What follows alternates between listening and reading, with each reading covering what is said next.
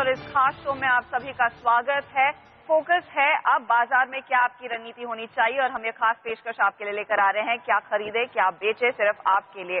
Budget पेश हो चुका है, वो तमाम बड़ी अनाउंसमेंट्स हमने सुन ली हैं, लेकिन आज के बाजार की अगर आप चाल देखें बेहद उठापटक वाली थी। हालांकि एक पॉजिटिव जोन के साथ हम टिक पाने में कामयाब जरूर रहे हैं। 8900 पर वापसी हुई है, लेकिन एक पूरा हफ्ता आपको मिलेगा सोमवार से ट्रेड करने के लिए। तो क्या हो आपकी रणनीति, किन स्टॉक्स पर आपको जोर देना चाहिए, अब पोस्ट बजट क्या हो आपकी स्ट्रैटेजी, इस पर हम लेने वाले हमारे जानकारों से उनके पसंद के शेयर, ताकि आपके हाथ लगे सबसे ज्यादा कमाई के मौके। इस खास पेशकश में मेरा साथ दे रहे हैं आज SandeepSabharwal.com के संदीप सब्रवाल, एंजल ब्रोकिंग के मयूरेश जोशी और इंडिया निवेश सिक्योरिटीज के Daljeet Singh Kohli. Good evening gentleman, स्वागत है आपका। संदीप, आप हमेशा से इनफैक्ट पिछले कुछ महीनों से थोड़े से बैरिश रहे थे, इतने ऑप्टिमिस्टिक नहीं थे कि बाजार अपने गेन्स को बरकरार रख पाएगा। बजट जो सबसे बड़ा इवेंट जिसका इंतजार था वो आ चुका है, अब इसके बाद ऑप्टिमिज्म लौटा है या फिर आप थोड़े से अब भी आप निराश हैं? नमस्कार।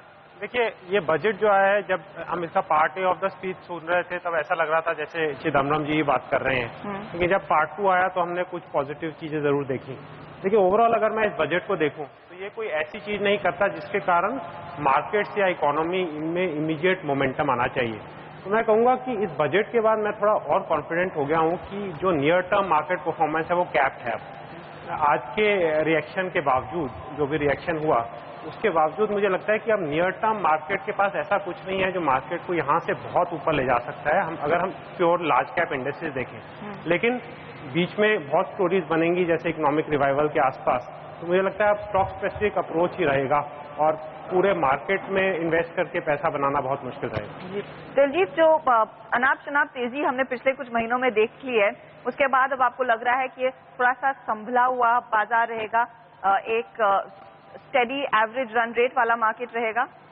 देखिए, ये कहना बड़ा मुश्किल है कि बाजार एवरेज स्टेडी रेट में रहेगा, बिकॉज बाजार इस समय कुछ एवरेज करने को तैयार ही नहीं है। जो कुछ भी कर रहा है वो एक्सट्रीम में ही करता है। कुछ पॉजिटिव आता है तो एकदम एक्सट्रीम, और नेगेटिव आता है तो उसका एकदम अपोजिट।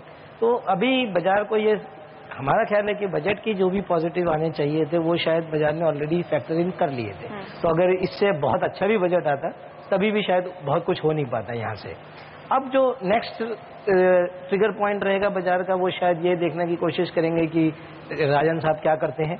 हो सकता है वो मंडे को ही कुछ दें या फिर अगले हफ्ते में दें, क्योंकि अभी इम्पेशेंस बहुत हो गया है कि उनको भी इतना टाइम नहीं देना है समझने का। इनफैक्ट अभी हमारे पास बहुत सारे कॉल आ चुके हैं कि राजन साहब ने कहीं कोई स्टेटमेंट दिया है उससे कुछ निकाला जाए, कुछ इन्फ्रेंस ड्रॉ किया जाए। तो आई थिंक वो एक ट्रिगर पॉइंट रहेगा। और फिर दूसरा ट्रिगर पॉइंट रहेगा क्रेडिट रेटिंग एजेंसीज का क्या माहौल रहेगा। अभी वो चीजों को देख करके बाजार चलता रहेगा। स्टॉक स्पेसिफिक तो हमेशा आपको रहना ही है। वैल्यूएशन स्ट्रेच्ड है, उसमें कोई डाउट नहीं है। आपको अभी बहुत मुश्किल से बाई कॉल ढूंढने को मिलेगी, तो आप रिस्क बढ़ता जा रहा है आपका। ओके, मयूरेश, आपको क्या लग रहा है किस तरह के लेवल्स की अब तैयारी कर लेनी चाहिए? स्टॉक स्पेसिफिक मार्केट जरूर रहेगा, लेकिन जो 9000 के सपने हम सब देख रहे थे वो पूरे होंगे या नहीं? Evening Harshita ji, I think clearly जो इवेंट रिस्क मार्केट देख रहा था दैट इज प्रॉब्ली ओवर, और नेक्स्ट चरण जैसे मैं देखता हूं, आई थिंक एक rerating of markets will only happen when corporate earnings start improving. तो मुझे लगता है आई थिंक कॉर्पोरेट अर्निंग्स को इंप्रूव होने के लिए अभी भी आई थिंक 1 से 2 क्वार्टर एट द मिनिमम है, और उसकी वजह से I think probably I think जो एक अर्निंग्स में री रेट आएगी वो प्रोबेबिलिटी नहीं दिख सकती है। तो प्रोबेबिलिटी ऑफ PSU बैंक्स की जो एसेट क्वालिटी है वो अंडर स्ट्रेस है। इंफ्रास्ट्रक्चर के इन्वेस्टमेंट में जो किक ऑफ होगा उसमें भी शायद 1 से 2 क्वार्टर लग सकता है। तो मुझे लगता है प्रोबेबिलिटी ऑफ मार्केट्स ब्रीचिंग 9000 थोड़ा स्लिम है। तो मार्केट शायद एक 851 to 9000 के रेंज में रह सकते हैं और काफी स्टॉक स्पेसिफिक एक्शन हो सकती है इसमें। ओके, तो स्टॉक स्पेसिफिक ही बाजार रहेगा, भले ही इंडेक्स पर आपको इतने ज्यादा फायर क्रैकर्स ना देखे, आतिशबाजियां ना देखे, लेकिन बाजार में स्टॉक्स पर ही जोर दिया जाए। और इसीलिए हम आपके लिए खास पेशकश लेकर आ रहे हैं। बारी है वो तमाम स्टॉक्स जानने की जो हमारे तीनों ही एक्सपर्ट्स ने आपके लिए खास चुने हैं। एक पूरा स्पेस जहां पर हमने देखा आज काफी ज्यादा तेजी थी वो बैंकिंग काउंटर से, फाइनेंशियल स्टॉक से। कोहली साहब, इनफैक्ट आपने बैंक्स अपने लिस्ट में शामिल किए हैं, तो वो कौन सा एक टॉप पिक रहेगा जहां पर आपको लग रहा है एक प्राइम अपॉर्चुनिटी है खरीदारी करने की? देखिए, 2 बड़े बैंक हमको अच्छे लगते हैं, एक SBI पब्लिक सेक्टर में और एक प्राइवेट सेक्टर में ICICI बैंक। और ये दोनों कॉल्स केवल वैल्यूएशन पर डिपेंडेंट है, ना कि आज के किसी एक्शन पर डिपेंडेंट है। इनफैक्ट अगर आज का एक्शन देखें तो पब्लिक सेक्टर बैंक के लिए तो एक्चुअली नेगेटिव है, कुछ किया ही नहीं है। वहाँ पर जो रिकैपिटलाइजेशन की बात करनी चाहिए थी वो कुछ खास नहीं हुई है, बहुत ही छोटा अमाउंट 8,000 करोड़, बल्कि पिछले बार से कम किया है, तो वो वहाँ पर तो एक आशाओं से कम है। लेकिन ओवरऑल जो एटमॉस्फेयर है कि अगर इकोनॉमिक रिवाइवल होगा तो पब्लिक सेक्टर बैंक्स में उसमें काफी बड़ी बेनिफिट मिल सकता है। और वैल्यूएशन वाइज अभी भी स्टेट बैंक काफी दबा हुआ है। और अगर हम प्राइवेट सेक्टर की बात करेंगे तो आईसीआईसीआई बैंक हमने क्यों पसंद किया है कि एक तो उनका एसेट क्वालिटी स्ट्रेस उतना ज्यादा नहीं है जितना बाकी लोगों का है। हो सकता है एक्सिस बैंक का उससे बेटर हो, लेकिन एक्सिस बैंक वैल्यूएशन वाइज भी काफी बड़ा है। तो आईसीआईसीआई बैंक पिछले दिनों में नीचे काफी आ गया था, तो आपको एक रिलेटिव परफॉर्मेंस के रूप में वहां पर एक अच्छा माहौल दे सकता है। तो आई गेस और एनबीएफसी स्पेस एज सच अगर हम देखें तो वहाँ पे काफी पॉजिटिव रहेंगे।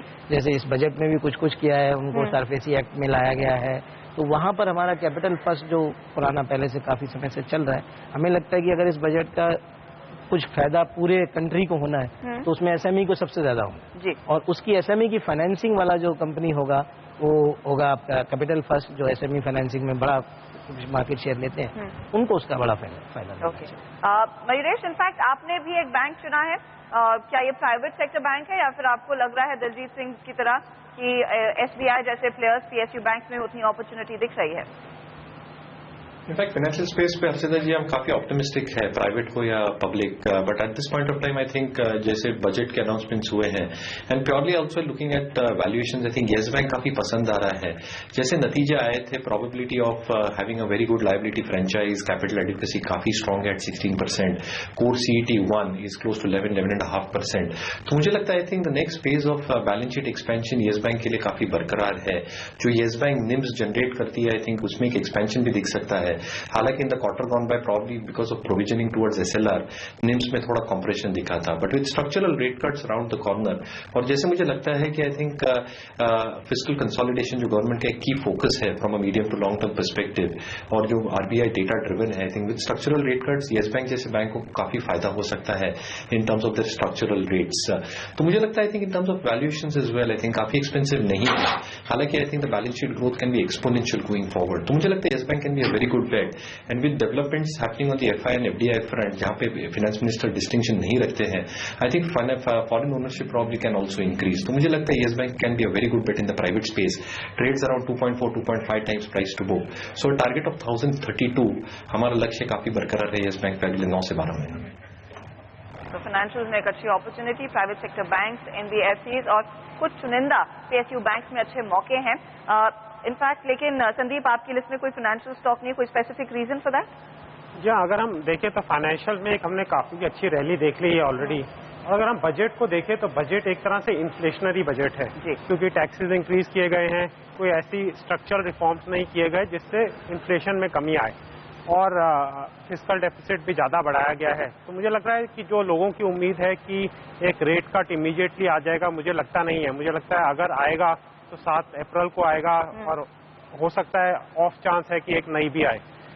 तो उस हिसाब से मुझे लगता है कि जो एक फाइनेंशियल स्पेस में एक बड़ी रैली है वो प्ले आउट हो चुकी है। तो इस हिसाब से मैं देखूं तो मैंने काफी सोचा कि लार्ज कैप यूनिवर्स में कौन से स्टॉक्स देखे जाएं। तो लार्ज कैप यूनिवर्स में इन जनरल जहां पे कुछ परफॉर्मेंस है वहां पे वैल्यूएशन स्ट्रेच लग रहे हैं, और जहां परफॉर्मेंस नहीं है उनको रिकमेंड करने का फायदा नहीं है। इसलिए मैंने थोड़े अलग टाइप के स्टॉक्स, मुझे लगा कि ये इस समय जो टर्न अराउंड स्टॉक्स है और जिनको बजट से भी कुछ फायदा है वो देखने चाहिए। तो पहला स्टॉक मैंने देखा जैन इरिगेशन। तो इस कंपनी की मैंने स्टडी की है, और इसमें मुझे लगता है एक बड़ा turn around in any case हो रहा है कंपनी में। इसका टॉप लाइन ग्रोथ काफी अच्छा रहेगा, डेट रिडक्शन रहेगा, और आज फाइनेंस मिनिस्टर ने 5,300 करोड़ का एलोकेशन भी किया है ड्रिप इरिगेशन और ये सब इरिगेशन सिस्टम यहाँ पानी के बचाव होता है उसके लिए। तो इसकी उम्मीद नहीं थी एक्चुअली, क्योंकि काफी सब्सिडी मॉडल से ड्रिप इरिगेशन कंपनीज दूर जा चुकी थी। तो ये एक एडिशनल बेनिफिट रहेगा इस कंपनी को आगे जाके। मुझे लगता है कि ये कंपनी में एक काफी स्ट्रांग मोमेंटम आएगा, 25% टॉप लाइन ग्रोथ और प्रॉफिट ग्रोथ उससे कहीं ज्यादा रहेगा अगले 2-3 साल में। तो इसलिए मुझे लगता है, और इसमें मेरा खुद का भी निवेश है, तो 70 रुपए के आसपास कंपनी का प्राइस है। मुझे लगता है कि एक साल में 120 और 3 साल में 200 के आसपास जाना चाहिए। तो थोड़ा बहुत अलग हटके एक कॉल लिया है जैन इरिगेशन पर संदीप सब्रवाल ने, लेकिन इनकी लिस्ट में और भी स्टॉक शामिल है। हमारे जानकारों के हाथ कई ऐसे शेयर हैं जहां पर भी आपको अच्छा खासा कमाई का मौका मिलने वाला है। अब तक state Bank of India, ICICI bank, capital first, yes bank और जैन इरिगेशन हमारे जानकारों ने आपके लिए चुने हैं, लेकिन आगे हम कुछ और स्टॉक्स पर बात करेंगे जहां पर बढ़िया मौका है यहां से पोर्टफोलियो बिल्ड करने का और कमाई करने का। लेंगे एक छोटा ब्रेक और लौटेंगे जल्द ही। आप बने रहिए सीएनबीसी आवाज के साथ।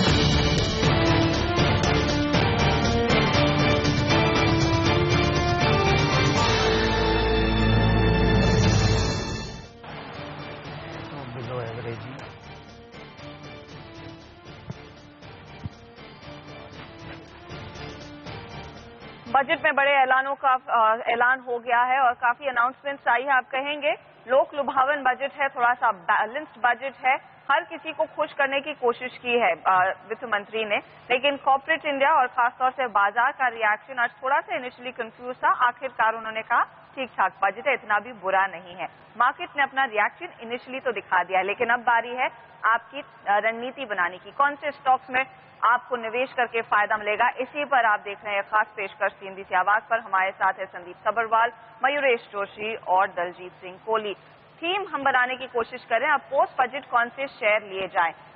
इस बजट में हमने देखा है ऐलान की लिस्ट काफी ज्यादा थी और फोकस एग्रीकल्चर पर था, आम आदमी पर था। संदीप, उस लिहाज से आपको कोई लग रही है एक ऐसी अपॉर्चुनिटी इस थीम पर प्ले करने के लिए? या अगर हम देखें तो वित्त मंत्री ने अपने स्पीच की शुरुआत में ही 6 करोड़ नए घर और काफी सारे नए टॉयलेट्स वगैरह इन सब चीजों की ऐलान की। हालांकि इसके फाइनेंसेस कैसे होंगे, फंडिंग कैसे आएगी, इसके इतनी क्लैरिटी नहीं है, लेकिन फिर भी अपॉर्चुनिटी बहुत ज्यादा है। तो उस हिसाब से मुझे लगता है एक कंपनी है सिंटेक्स इंडस्ट्रीज करके, वो इन सब चीजों में काफी स्ट्रांग है, pre fabricated structure, monolithic structures में, और एज इट इज भी उस कंपनी में एक टर्न अराउंड चल रहा है।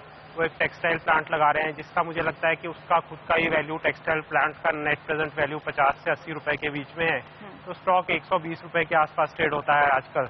तो इसका एक एफसीसी भी कन्वर्जन चल रहा है साइकिल, वो खत्म होते ही मुझे लगता है स्टॉक में अच्छा मोमेंटम आना चाहिए। तो मुझे लगता है कि 1 साल के अंदर करीब 200 रुपए का टारगेट हो सकता है इस कंपनी में। वैल्यूएशंस काफी सस्ते हैं और आगे जाके परफॉर्मेंस अगर अच्छी रही तो 3 साल में 300 रुपए तक का भी प्राइस परफॉर्मेंस आ सकता है। तो एक लॉन्ग टर्म प्ले रहेगा सिंटेक्स इंडस्ट्री, 300 का टारगेट संदीप ने यहाँ पर रखा है। इसी थीम को अगर आगे बढ़ाएं मयूरेश, पिछली बार भी स्वच्छ भारत को लेकर हमने देखा था काफी ऐसी अपॉर्चुनिटीज दिखाई दे रही थी। इस बारी भी आपको क्या लग रहा है, मौके हैं इन स्टॉक्स में जो सैनिटेशन से जुड़े हुए हैं खरीदारी करने की? और जो स्टॉक हमें पसंद आ रहा है प्रॉब्ली थीम के साथ वो है हिंदुस्तान सैनिटरी वेयर। अगर आप याद करें तो probability of this company of increasing its faucet ware as well as its sanitary ware division का जो केपेक्स किया था, ये कुछ क्वार्टर्स पहले इन्होंने इनिशिएट किया था और कैपेसिटी अच्छी तरह से बढ़ा रहे हैं from 3.8 million unit to 5.4 specifically on the sanitary ware part and even on the faucet ware. कहीं ना कहीं आई थिंक टॉप लाइन की जो ग्रोथ आई थी even for the quarter gone bye काफी इंप्रेसिव थी। इबिटा मार्जिन्स में स्पेसिफिकली पैकेज प्रोडक्ट डिवीजन उसका देखिए जो ग्लासवेयर भी टैकल करता है, उसके आरओसी काफी इंप्रेसिव हुए थे, इबिटा मार्जिन्स पर काफी इंप्रेसिव। तो मुझे लगता है probability of EBITDA margin expansion going forward, और जैसे सरकार ने अनाउंसमेंट्स किया almost 6 crore lakh toilets probably being build, I think that will have a huge amount of impact on companies like HSIL. हमें लगता है top line growth of almost 12.5% अगले 2 सालों में काफी रीजनेबल है, इनफैक्ट ज्यादा भी बढ़ सकती है। और क्योंकि इन्होंने कैपेसिटी एक्सपेंशन किया है, I think they are placed well to ride this book. तो मुझे लगता है आई थिंक एचएसआईएल वैल्यूएशन के हिसाब से काफी अट्रैक्टिवली प्लेस्ड है कंपेयर टू इट्स पियर्स, और एक टारगेट ऑफ अराउंड 568 अगले 12 से 15 महीने में is not ruled out. Okay, तो एचएसआईएल में अच्छी अपॉर्चुनिटी, 568 तक जाने की पूरी क्षमता। सैनिटेशन से आगे बढ़ते हुए जूतों के शेयरों में भी आज हमने जमकर खरीदारी देखी और इनफैक्ट प्री बजट रन भी इन्हीं स्टॉक्स में था, चाहे वो बाटा हो, लिबर्टी शूज, तो वो ऐलान हो भी गया है। कोहली साहब, जैसे सीएनबीसी आवाज ने पहले ब्रेक किया था कि एक्साइज ड्यूटी को कट आएगा लेदर फुटवेयर पर। अपॉर्चुनिटी है या भाग चुके हैं स्टॉक्स? थोड़े भाग चुके हैं, लेकिन मुझे लगता है कि अभी भी अपॉर्चुनिटी है। 2-3 ही बड़ी कंपनियां हैं इस क्षेत्र में जो लिस्टेड है, बाटा इंडिया, लिबर्टी शूज और रिलैक्सो फुटवेयर। रिलैक्सो फुटवेयर को छोड़ दें क्योंकि उनकी वैरायटी अलग है। बाटा और लिबर्टी दोनों लगभग एक सा काम करते हैं। वैल्यूएशन वाइज मुझे लगता है कि लिबर्टी इज बेटर प्लेस, और इनको हमेशा कम मार्केट से रेटिंग मिलता था क्योंकि इनके मार्जिन्स काफी कम होते हैं। बाटा इंडिया से मार्जिन कम होता है। उसका स्पेसिफिक कारण था कि कंपनी जो है वो अपनी ही ग्रुप कंपनियों को रॉयल्टी देती है। तो अभी वो रीस्ट्रक्चरिंग प्रोसेस उसका स्टार्ट हो गया है। पिछले क्वार्टर के नंबर्स के बाद उन्होंने पब्लिकली अनाउंस किया है कि हम धीरे धीरे ये वापस इसी लिस्टेड कंपनी में लेके आएंगे। तो हमारा मानना है कि अगले 1 से 1.5 साल में जब ये पूरा प्रोसेस कंप्लीट हो जाएगा तो इनके प्रॉफिट मार्जिन भी बाटा के बराबर हो जाएंगे जी। तो फिर मार्केट का मल्टीपल भी उसी हिसाब से लगभग बराबर हो जाना चाहिए, थोड़ा बहुत डिस्काउंट रहेगा। तो मुझे लगता है कि इसमें री रेटिंग स्टोरी ज्यादा है और ये जो बेनिफिट है ये जो एक्साइज का वो भी इनको ज्यादा मिलेगा बिकॉज इनकी जो वैरायटी है वो 1000 रुपए से कम वाले में रेंज में ज्यादा है। बाटा जो है वो ज्यादा हायर एंड में है। तो आई थिंक लिबर्टी शूज एक अच्छा पिक अभी भी हो सकता है। अभी हमने फिलहाल 338 का टारगेट दिया हुआ है, लेकिन वो इस एक्साइज ड्यूटी कट से पहले का है, तो वो टारगेट अभी आगे रिवाइज किया जा सकता है। ओके, तो ये टारगेट इनफैक्ट आगे रिवाइज भी होगा, यानी कि और भी गेंस आने की पूरी उम्मीद कोहली साहब को है लिबर्टी शूज में। संदीप, आखिरी पिक क्या रहेगी आपकी? आखिरी पिक में बजट रिलेटेड तो ये इतना नहीं है, लेकिन ये जो रिन्यूएबल एनर्जी और फॉसिल फ्यूल्स की तरफ जो झुकाव है उसको कम करने का जो गवर्नमेंट का इनिशिएटिव है, हालांकि अब की बारी ज्यादा अनाउंसमेंट्स नहीं आए जितनी अपेक्षा थी। हाँ बिल्कुल, लेकिन एक ये ऑनगोइंग इनिशिएटिव है। तो ये इथेनॉल ब्लेंडिंग प्रोग्राम है जैसे, तो उसमें अभी 1.5% ही एक्चुअली ब्लेंडिंग हो जा रही है, जबकि लॉ जो है वो 5% का है। और उसमें दूसरा स्वच्छ जो गंगा का क्लेंजिंग प्रोसेस है या पोल्यूशन कंट्रोल है, उसमें भी ऑर्डर्स मिलने के प्राज इंडस्ट्रीज को उम्मीद है। तो एक तरफ इथेनॉल स्टोरी है, दूसरी तरफ पूरा ये इंडस्ट्रियल पोल्यूटेंट्स को कंट्रोल करना, वाटर पोल्यूटेंट्स और जो गंगा क्लेंजिंग प्रोजेक्ट है उसके जो ऑर्डर्स आएंगे उसकी स्टोरी है। तो कंपनी का बैलेंस शीट बहुत स्ट्रांग है, 1000 करोड़ मार्केट कैप है, 300 करोड़ कैश है इनका। तो मुझे लगता है अगले 2 साल में इनमें काफी ग्रोथ रहेगी। तो 60-65 का प्राइस है कंपनी का आज के दिन, तो मुझे लगता है 1 साल में करीब 100 रुपए के आसपास होना चाहिए और 3 साल में करीब 150 रुपए तक जाना चाहिए। मयूरेश, इस बारी इंफ्रास्ट्रक्चर पर भी जोर एज एक्सपेक्टेड काफी ऐलान हुए हैं, लेकिन कोई ऐसा स्टॉक जहां पर आपको लग रहा है अब मौका है खरीदारी कर लेनी चाहिए? बिल्कुल अर्षद जी, आई थिंक एमबीएल इंफ्रा एक स्टॉक है जो ईपीसी प्लेयर है और जहां तक ऐलान हुआ था बजट में almost 1 lakh kilometres of roads being built, I think एक बहुत स्ट्रांग कंटेंडर है specifically on the EPC contracts. जहां इनके बॉट डिवीजन का सवाल रहा है, I think 4 road projects operational हो जाएंगे एंड कैश जनरेशन, तो cash flow should probably start coming in the 3rd quarter. तो probability of the EPC division doing well, क्योंकि इन्होंने जो 10,000 करोड़ के ऑर्डर्स के लिए बिड दिए थे, आई थिंक उसमें भी इनको अच्छी खासी ऑर्डर विन आने की उम्मीद है। So probability of new business probably coming through with higher margins से मार्जिन सस्टेनेंस आ सकती है। जब BOT projects probably cash flows को कंट्रीब्यूट करना चालू हो जाएंगे तो कंसोलिडेटेड कैश फ्लोज की वजह से इनकी जो ओवरऑल डेट लेवल्स हैं ये भी कम हो जाएंगी। Purely based on valuations and expected growth, हमें लगता है आई थिंक एमबीएल इंफ्रास्ट्रक्चर काफी स्वीट स्पॉट में प्लेस्ड है with in the EPC play industry. तो मुझे लगता है एमबीएल इंफ्रास्ट्रक्चर पे जो एक अर्निंग्स ग्रोथ आ सकती है वो काफी एक्सपोनेंशियल आ सकती है अगले 2 सालों में। Therefore I think we are remaining very very optimistic on the stock, target of 633 over the next 12 months. 633 का टारगेट एमबीएल इंफ्रा में। इनफैक्ट इस चर्चा को मैं घंटों चला सकती हूँ क्योंकि पिक्स की सभी को जरूरत होती है, लेकिन समय की कमी है। कोहली साहब, आपकी आखिरी पिक क्या रहेगी? आज के बजट से संबंधित एक बहुत बड़ा उन्होंने इम्पीटस दिया है जो हेल्थ इंश्योरेंस के ऊपर, स्पेशली एम्प्लॉयज को बेनिफिट, पेरेंट्स को बेनिफिट, सीनियर सिटीजन्स को जो टैक्स छूट का जो बेनिफिट दिया है। तो मुझे लगता है कि ये हेल्थ इंश्योरेंस में काफी बड़ा स्पर्ट आ सकता है और इनफैक्ट वो अभी भी अंडर पेनिट्रेटेड मार्केट है। इसको हम अच्छी तरह प्ले कर सकते हैं लिस्टेड स्टॉक से, मैक्स इंडिया से, जो हेल्थ केयर को भी केटर करता है और हेल्थ इंश्योरेंस को भी केटर करता है। हेल्थ केयर उनके हॉस्पिटल्स के थ्रू और हेल्थ इंश्योरेंस को मैक्स म्यूपा हेल्थ की तरफ से। तो आई थिंक ये कॉम्बिनेशन दोनों का बहुत अच्छा बैठता है और इस तरीके के जब टैक्स के बेनिफिट्स मिलेंगे तो जो अंडर पेनिट्रेटेड मार्केट है उसमें मार्केट शेयर बढ़ने का स्कोप ज्यादा रहता है। आई गेस इसको फायदा मिलेगा। हालांकि इसमें 518 का टारगेट था हमारा, वो अचीव हो गया और हमने उसमें एग्जिट रेटिंग दिया हुआ है, ऑफिशियल रेटिंग एग्जिट है। लेकिन आज के बजट के थीम के हिसाब से ये एक अच्छा स्टॉक प्ले करने के लिए हो सकता है और आगे चल के इसमें काफी स्कोप हो सकता है। ओके, तो ये है तमाम वो पिक्स। मैक्स इंडिया आखिर में इंश्योरेंस पे जो ट्रस्ट है उसका पूरा फायदा इस कंपनी को मिलेगा और इस शेयर में आगे तगड़े रिटर्न्स मिलने की पूरी उम्मीद। कोहली साहब के बहुत बहुत धन्यवाद। सबरवाल साहब, कोहली साहब और मयूरेश, आप तीनों का ही हमारे लिए समय निकाल कर हमारे दर्शकों की बेनिफिट के लिए तमाम स्टॉक्स चुनने के लिए जहां पर काफी बढ़िया रिटर्न्स की उम्मीद है। तो वही क्विकली मैं आपको बता दूं, State Bank of India, Yes Bank, Jain Irrigation, HSIL, Sintex, Liberty Shoes, Praj Industries, MBL Infra और मैक्स इंडिया वो स्टॉक्स है जो हमारे तीनों ही जानकारों ने चुने हैं, जहां पर तगड़ी कमाई के मौके हैं, तो उस पर आप जोर जरूर दीजिएगा। इसी के साथ इस खास पेशकश में इतना ही। मुझे दीजिए इजाजत, लेकिन आप बने रहिए CNBC आवाज के साथ। नमस्कार।